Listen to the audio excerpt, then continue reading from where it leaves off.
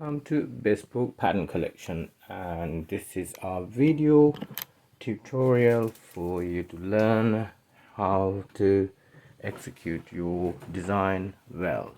So today is just a test ride because it's been quite difficult to figure out how to record these things that you could see clear enough. I hope you can. And I'm just testing languages and the sounds to see if this is the best video making device or whether it need a bit more improvement. So I've already inserted my piece of fabric. This is just to make a loop, and you have a pattern piece that's guiding you. It's about 3 centimeter wide, but based on how much of a width you want on your loop, you could do it. The adjust, or not, you could do it, you could adjust the amount, because I've left out about a 0.7 to make sure I get a 1 centimeter just wide enough, 1 centimeter wide loops. So let's try.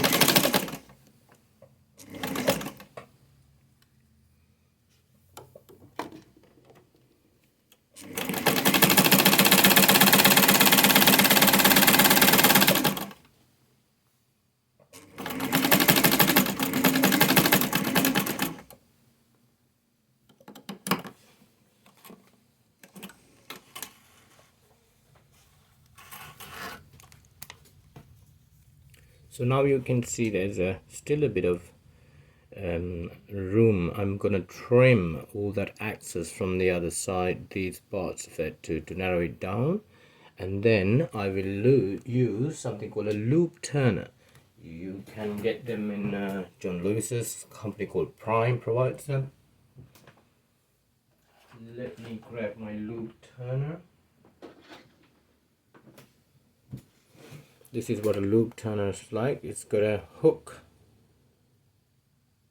You can open that part and close that part, and then the other end you got the hoop that you can pull it through. So before I do anything, I need to trim off the excess.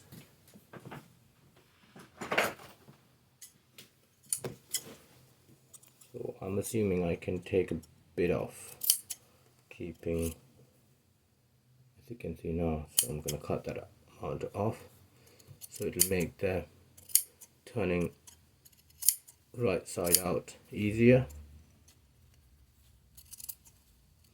I have self-fused my, what do you call the piece of fabric, because I want it to be nice and firm once when it's done, but you don't have to, or you could use lighter. So now you see the hook is done. I just need to make sure it closes as I pull in.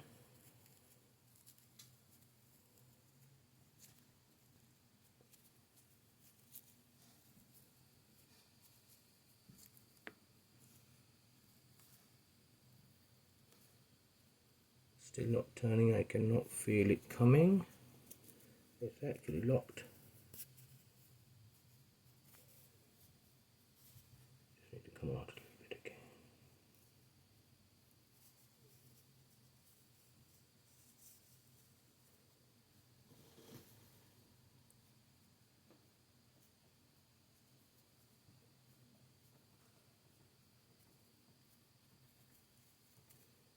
I'm trying to stay within the camera reach of the camera so you could still see me. It is a bit hard, but that's because I haven't done this for a long time.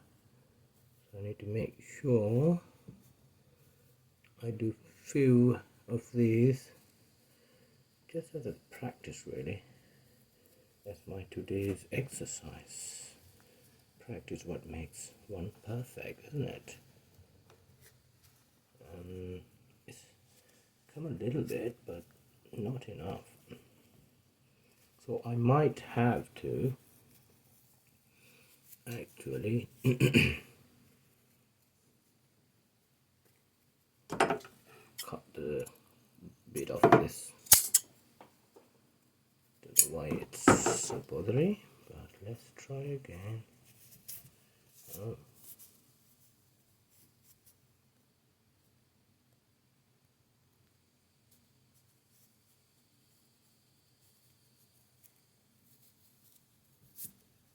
That worked. That did work. So here we are. A little trial. And I can see one part of this that I didn't complete was overlocking, and so you can see all of the thread is fraying inside, so better off overlocking it first so it wouldn't, but it will be a lot harder to turn it inside out by overlocking it.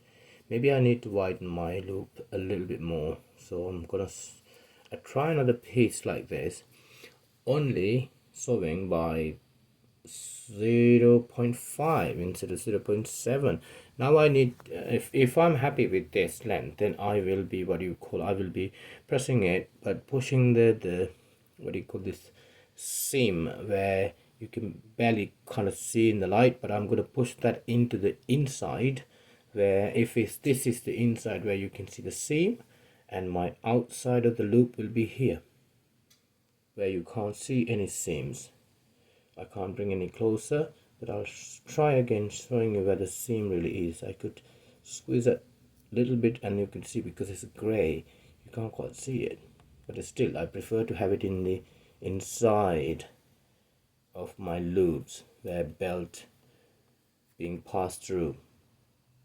Okay, let's check our video. If this is come across well, and I'm quite happy because I can still see what I'm doing, and I can see it's quite bright and it didn't sort of get in the way, but I'll try and promise I'll put my hand on the other side to bring it, which is quite difficult sometimes because this gets in the way, and naturally I'm quite used to put my hand that way. But let's see if it's focusing on what I'm doing. I